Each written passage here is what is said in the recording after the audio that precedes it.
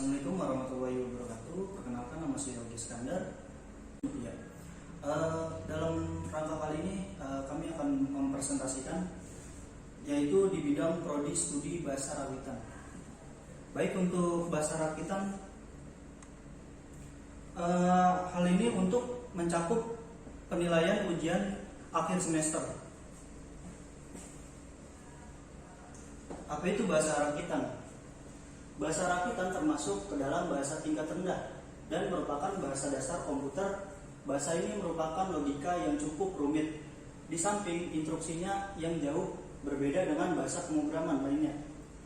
Program yang dihasilkan memiliki kecepatan yang paling baik. Kelebihan dari bahasa rakitan adalah memiliki fasilitas fungsi dan makro.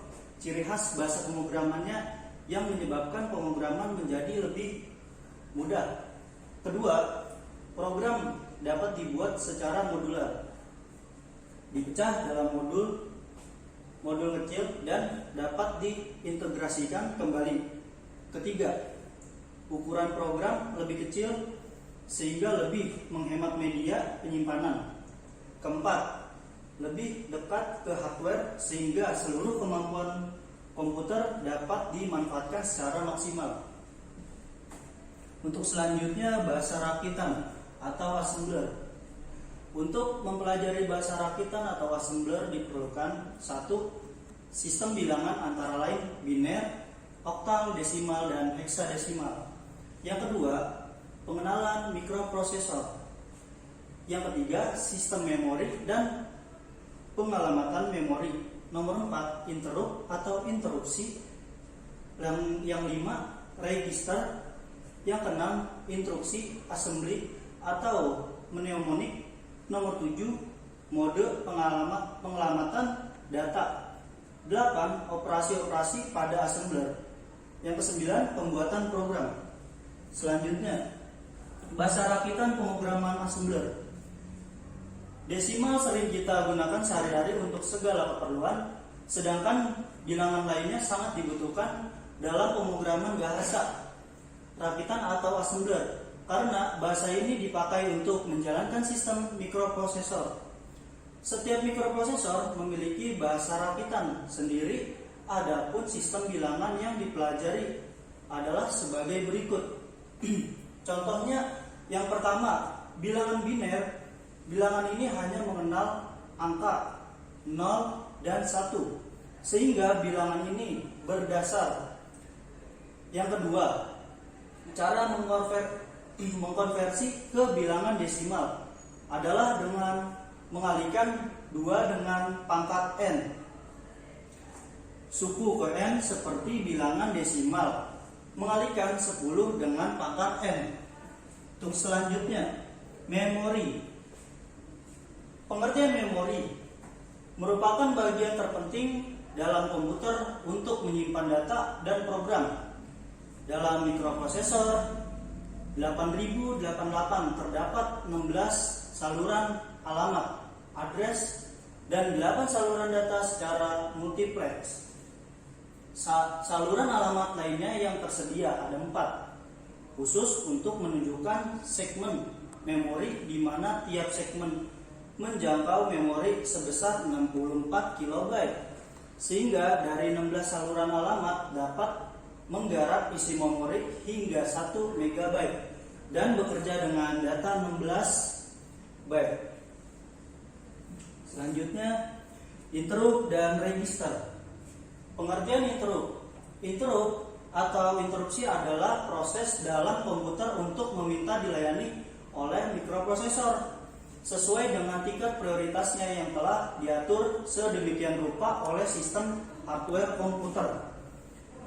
Untuk register tidak dapat dilepaskan dari mikroprosesor, sebab pada mikroprosesor terdapat register yang berfungsi untuk menyimpan sementara hasil dari tahapan operasi aritmatika dan logika pada mikroprosesor. Register dalam bahasa rakitan menggunakan real mode memori yang sesuai dengan mikroprosesor Intel generasi 8088 sampai dengan Pentium. Selanjutnya, compiler dan linker. Compiler merupakan suatu program yang dapat mengubah suatu file berekstensi ASM assembler menjadi file objek berekstensi OBJ. Compiler ini juga dapat memberitahukan isi suatu program yang akan dikompilasi.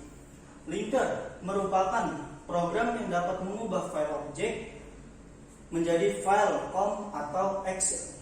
Program linker dapat mengonversi file objek yang berupa relocatable object code yang berupa bahasa mesin yang secara relatif mesin harus ditempatkan kedudukannya dan disesuaikan dengan aturan DOS.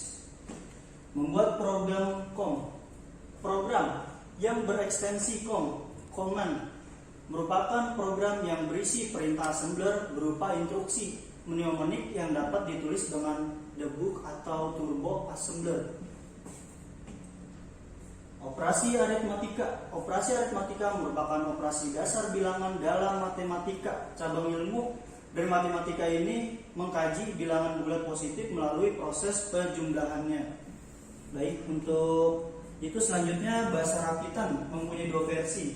Antara lain yaitu assembly directive, yaitu merupakan kode yang menjadi arahan bagi assembler atau compiler untuk menata suatu program.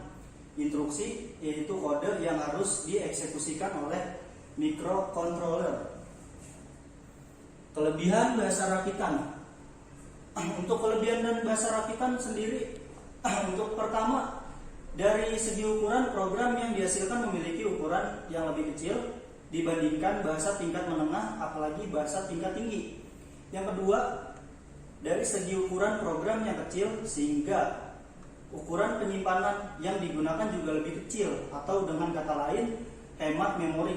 Yang ketiga, dari segi ukuran program yang kecil pula membuat waktu untuk pengeksekusikan perintah menjadi lebih cepat dibanding bahasa pemrograman lainnya. Kekurangannya, dari bahasa rakitan assembly jauh lebih sulit dipahami dibanding bahasa pemrograman. Yang kedua, menggunakan bahasa assembly berarti baris ditulis lebih banyak dibandingkan bahasa pemrograman. Untuk yang ketiga, bahasa assembly mempunyai portabilitas yang rendah karena satu bahasa assembly biasanya dikhususkan untuk satu jenis pengendali mikro saja. Kesimpulan dari materi bahasa rakitan kali ini, bahasa rakitan merupakan bahasa yang paling mudah dalam pemrograman karena bahasa rakitan biasanya mendukung secara spesifik untuk suatu ataupun beberapa jenis arsitektur komputer tertentu. Dengan demikian, portabilitas bahasa rakitan tidak dapat menandingi bahasa-bahasa lainnya yang merupakan bahasa-bahasa pemrograman lainnya. Baik, sekian presentasi dari saya untuk mata pelajaran bahasa rakitan ini. Saya sudahi. Wabillahi taufik wal hidayah. Wassalamualaikum warahmatullahi wabarakatuh.